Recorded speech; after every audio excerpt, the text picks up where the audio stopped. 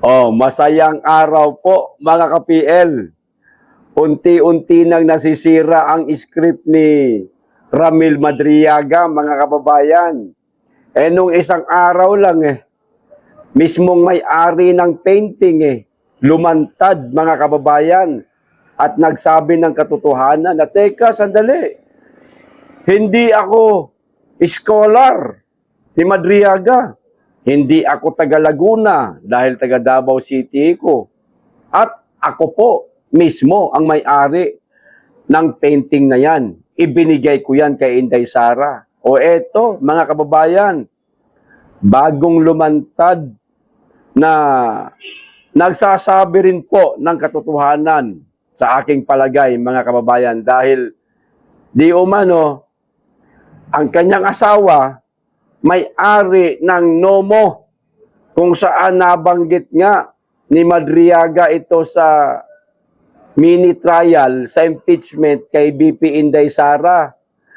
Mga sinasabi po ni Madriaga, pawang kasinungalingan po, mga kababayan.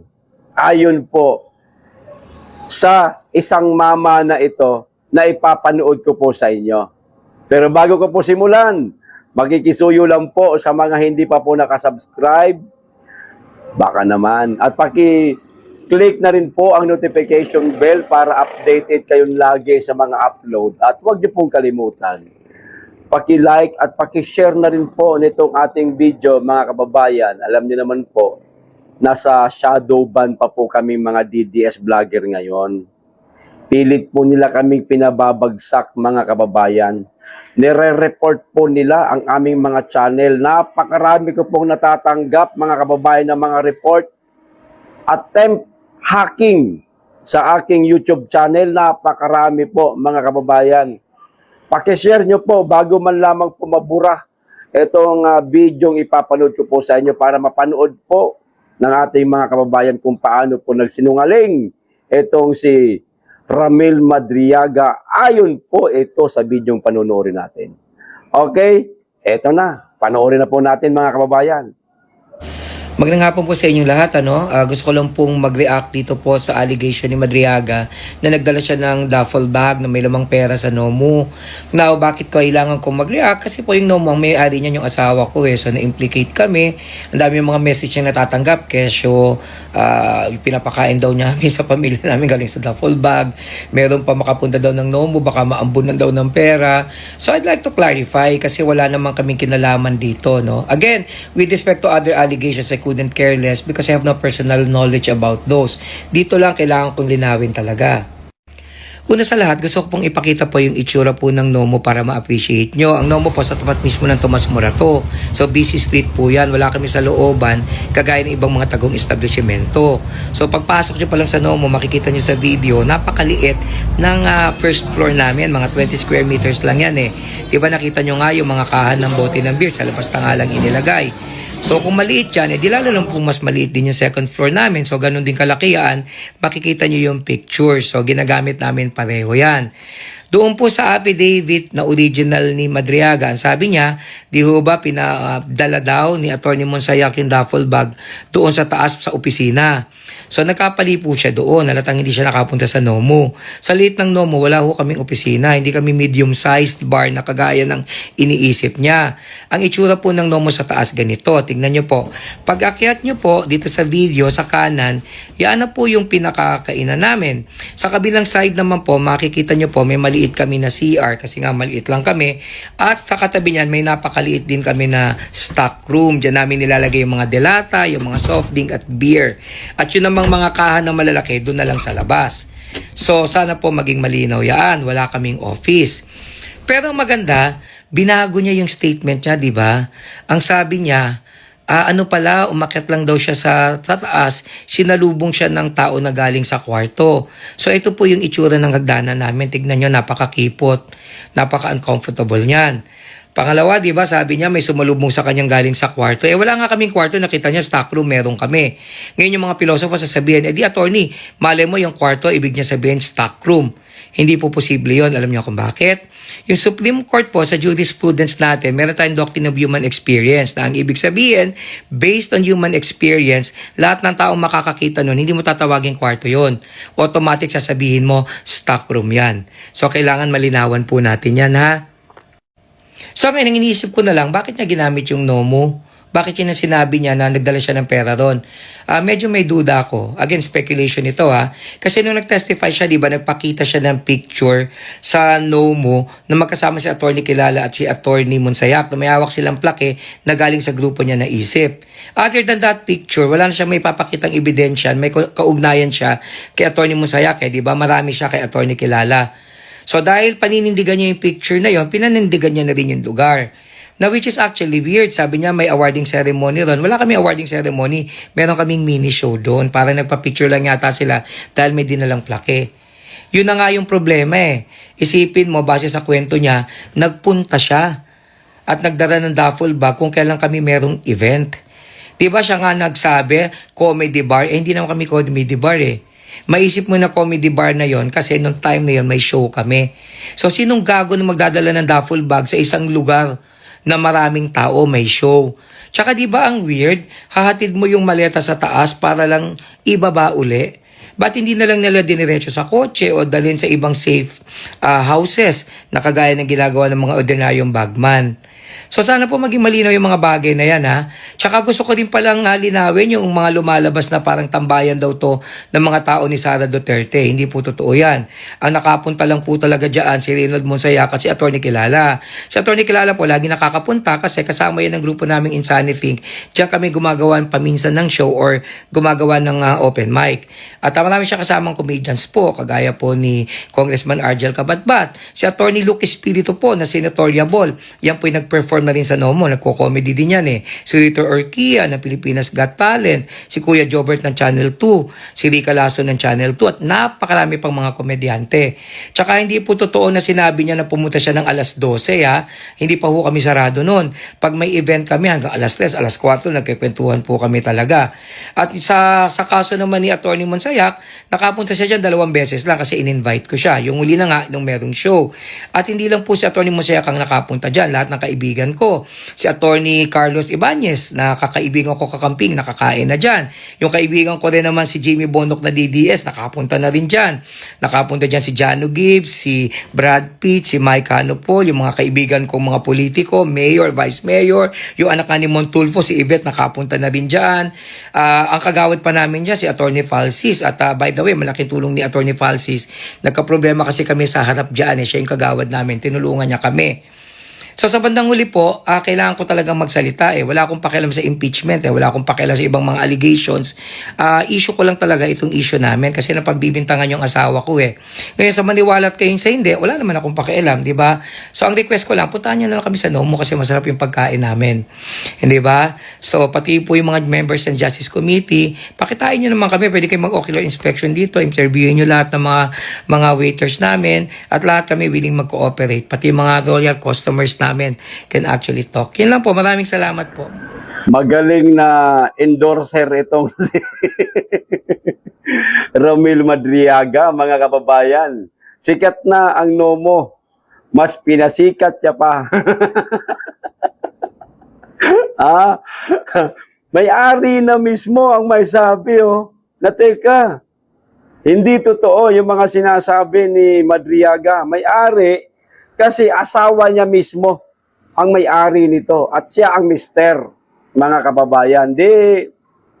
Parang may-ari na rin siya kasi kung ano pagmamay-ari ng isang asawa, pagmamay-ari din ni husband. Ano pagmamay-ari ni husband, ganun din, pagmamay-ari din niya ni Mrs. Di po ba? May-ari sila. At ang liit lang daw po ng lugar nila. Na doon daw po nagdala ng duffel bag itong si Madriaga. O paano na ngayon to? Madriaga, House of Representatives, Mini Trial Committee, ano na? Yung pinaniniwalaan ho ninyo na isang convicted criminal kidnapper na si Madriaga, napakaraming lumutang, pinasisinungalingan ang mga sinasabi niya. Una, yung sa painting Pangalawa, etong tungkol naman sa NOMO, sana sumunod pa mga kababayan, ang bangko na natukoy din sa mini trial. Alam niyo na po kung anong bangko yon. At sana maging sila magsabi mismo na, teka, hindi ganyan ang format ng aming manager's check.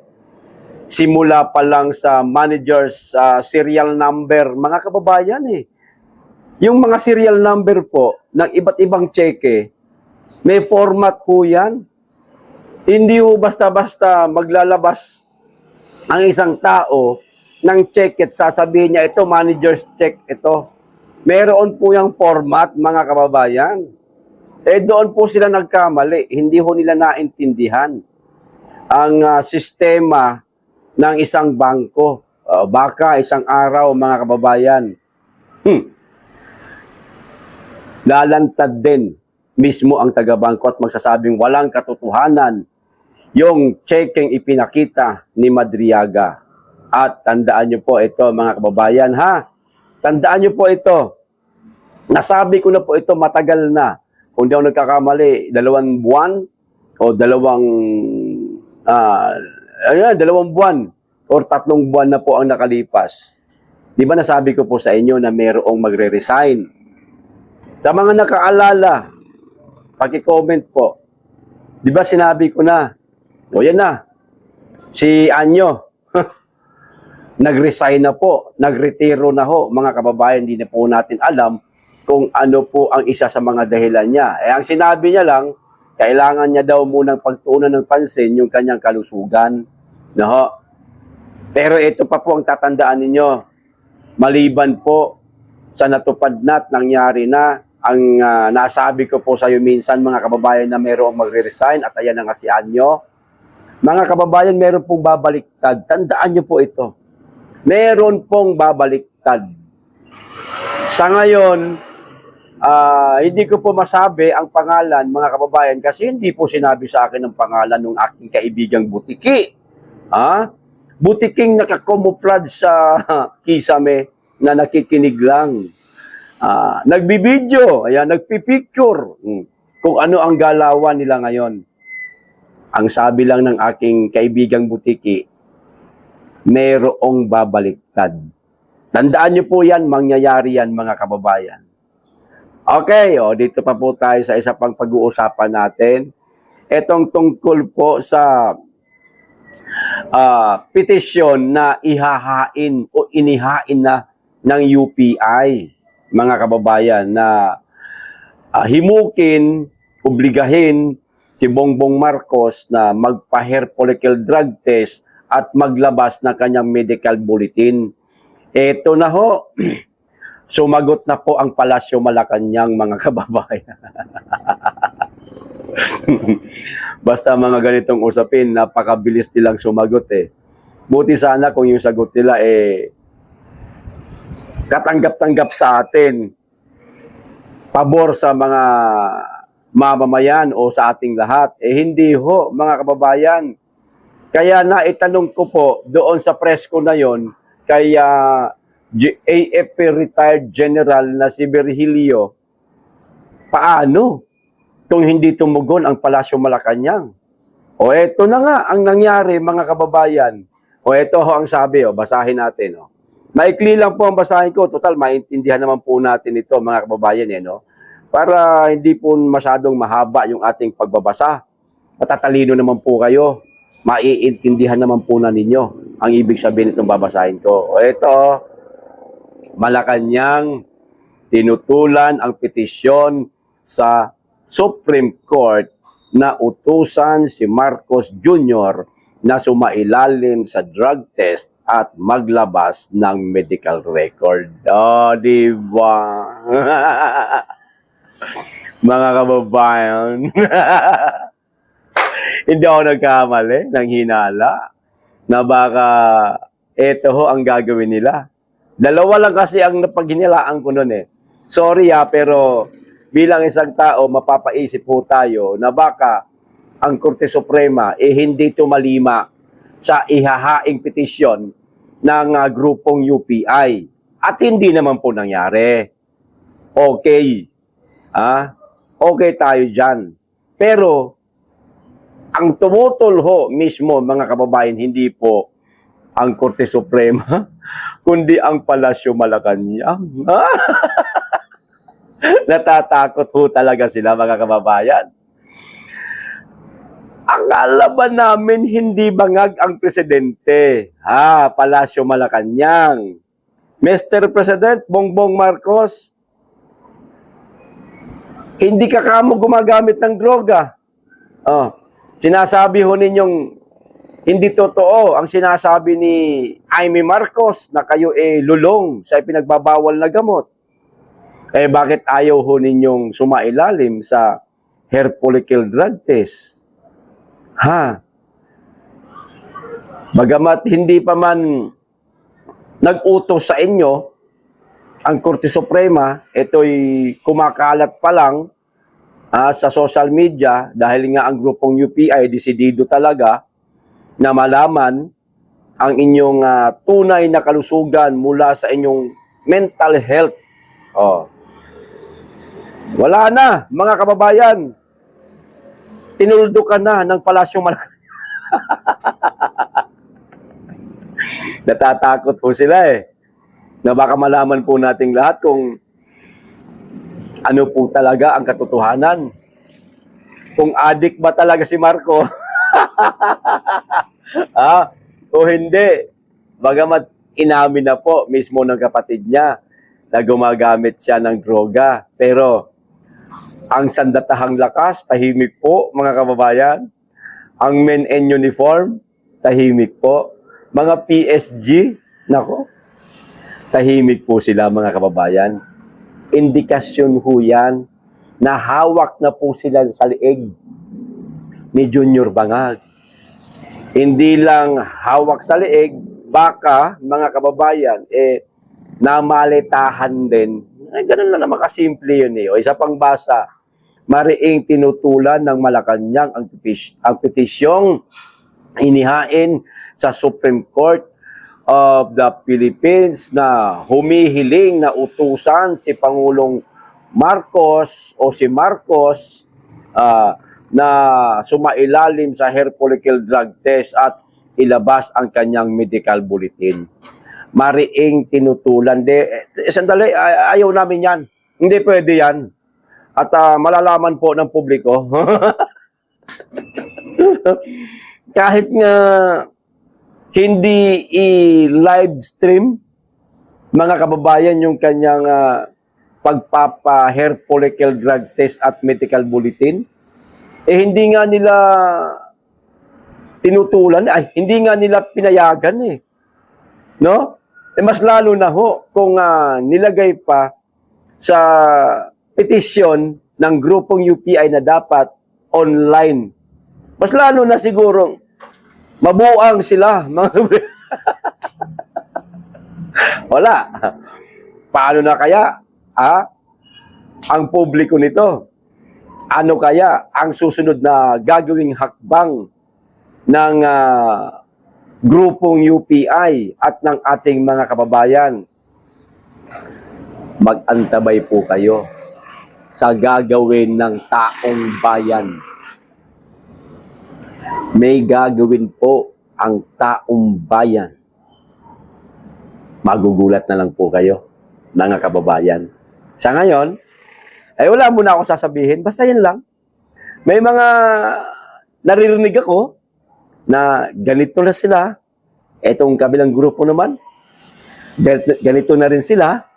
Magkakaisa yan. Oops! Hanggang doon lang muna. Okay, hanggang doon lang muna.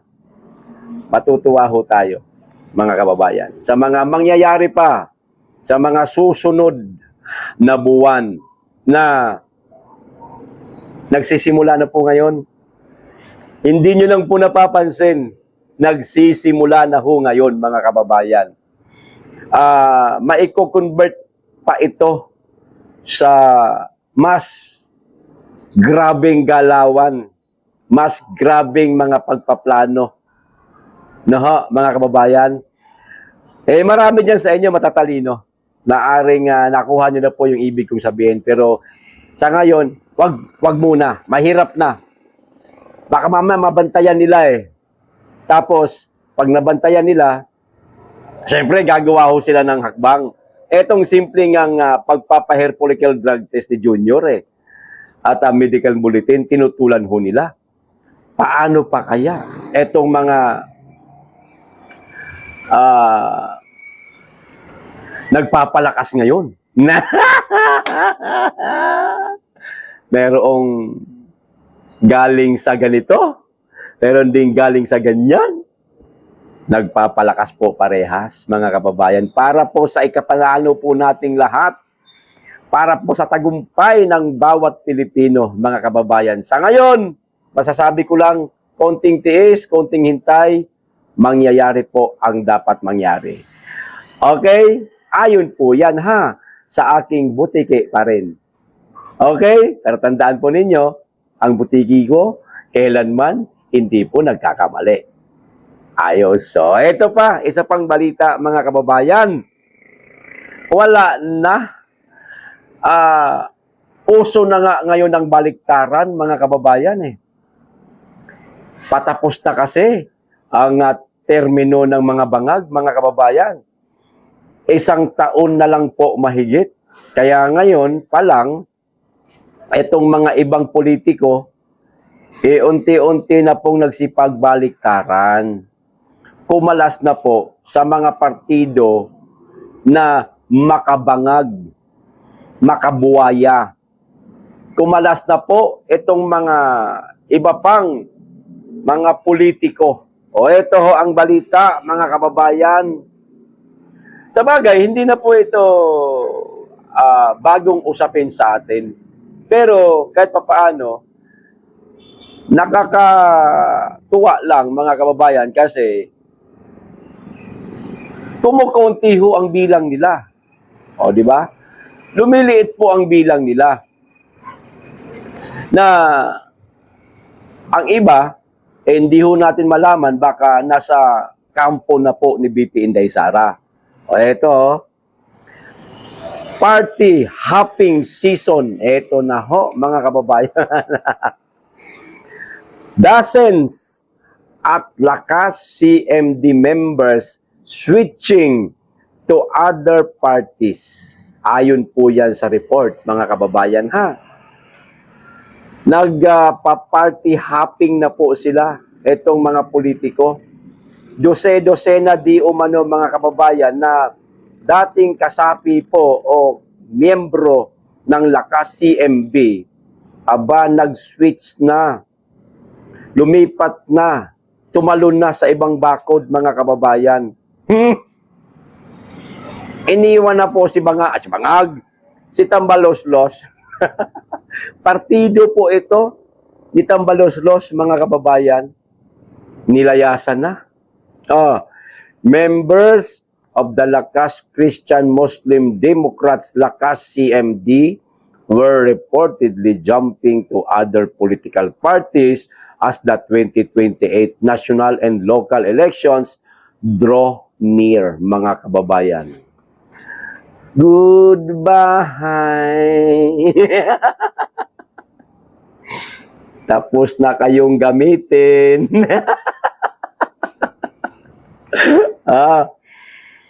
Maghahanap na sila ng panibago nilang magiging tahanan. Paano na yan, Tambaloslos? Ay, yung mga lumabas na yan, posibleng may mga alam yan, mga kababayan. Na pagdating ng araw, isisiwalat din po nila yung kanilang mga nalalamang kabulastugan. Ayan, mga pagnanakaw sa kabanang bayan ng grupong inalisan po nila na ang chairman po walang iba kundi ang buhaya. Ang buhaya, baw. Makukulong ka na. Ang buhaya, baw. Lagot ka ngayon, Martin. Ala, nagsisipaglayasan na. Dadating ang araw. Iilan na lang kayo sa partido ninyo. Magtago ka na, sir. Ngayon pa lang, I-secure mo na ang pamilya mo, i-secure mo na rin ang sarili mo. Dahil darating ang araw, sigurado, makakalaboso ka. Okay? O, isa pa, balita, mga kababayan. Etong tungkol naman po sa mga sinabi pa rin, nako, ni Madriaga. Uulitin ko yung sinabi ko kanina. May-ari ng painting, pumalag. Dininay ang mga sinabi ni Madriaga. Pangalawa, may-ari ng Nomo na isa sa mga nabanggit ni Madriaga. Kanina lang, pinanood po natin ang video. Di po ba? Pinasinungalingan din po ang mga sinabi ni Madriaga. Aba ngayon, matindi ho ito. Ito ho, pinakamatindi mga kababayan. Hindi lang po kung sino-sino mga individual, mga pribadong tao, ang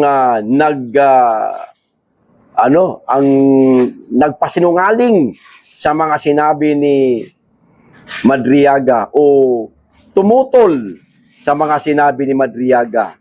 Dahil hindi lamang po isang simpleng individual o pribadong tao ang nagsasabing sinungaling si Madriaga, mga kababayan, kundi mismong si Bangag pa. Ha? Mismong si Bangag po, mga kababayan, ang kumontra sa mga sinabi ni Madriaga. O eto, patunay. Pakita ko sa inyo. Marcos, hindi alam ang pinagsasabi ni Madriaga na term sharing nila ni BP Sara. Di ba? Ha? Sino daw po, mga kababayan? Ha? Ang may sabi na mayroong term sharing? Di si Madriaga. Ay ano sabi ho ni Marcos? Abay hindi ho alam ang mga pinagsasabi ni Madriaga. Aba, nung isang araw lang po, si Amy Marcos nagpa-presscon at nanawagan sa kanyang ading ang bato. Ang magbabato. Ading ang magbabato. Alam mo ito, ading. Sabi ni Amy. May GC tayo. Magsalita ka na. O baka ito na, mga kababayan. Yung mga sinabi ni Amy, baka ito ang naging tugon ni Marcos. Na wala daw siyang alam sa pinagsasabi ni Madriaga na term sharing. O ano na? Ipagpapatuloy niyo pa ba yung inyong mini trial? 3 katao na ang nagpasinungaling sa mga sinasabi ni Madriaga. May-ari ng painting, may-ari ng Nomo, at mismong ang Pangulo, dininay ang mga sinabi ni Madriaga.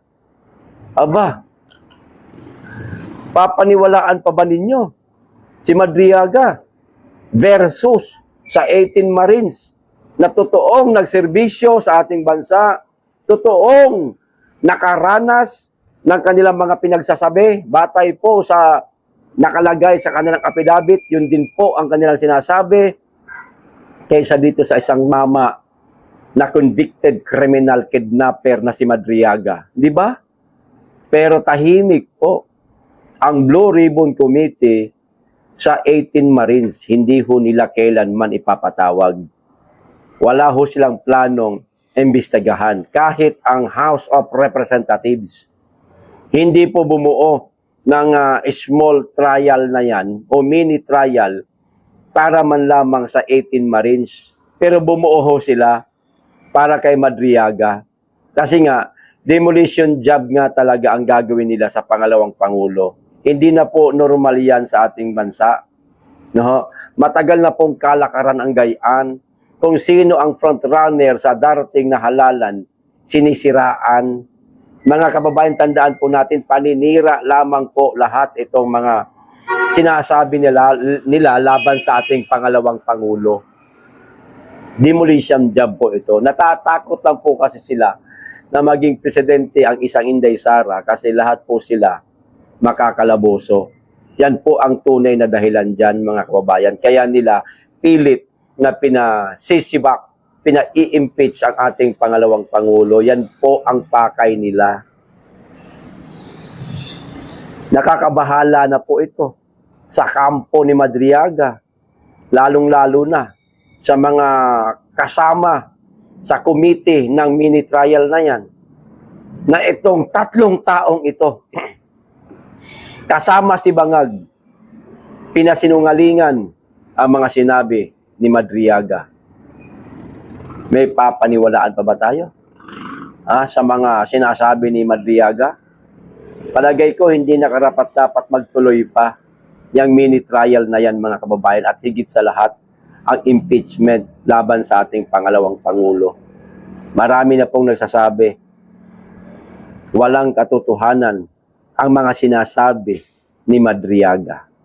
Maliwanag na nagsisinungaling, ginamit lamang itong si Madriaga kapalit ng kanyang kalayaan, maaari para magsinungaling at ipalaglag si BP Inday Sara sa pamamagitan po ng impeachment. Okay, hanggang dito lang. Maraming salamat. Mag-iingat kayong lagi at higit sa lahat, mahalin po natin ang Pilipinas.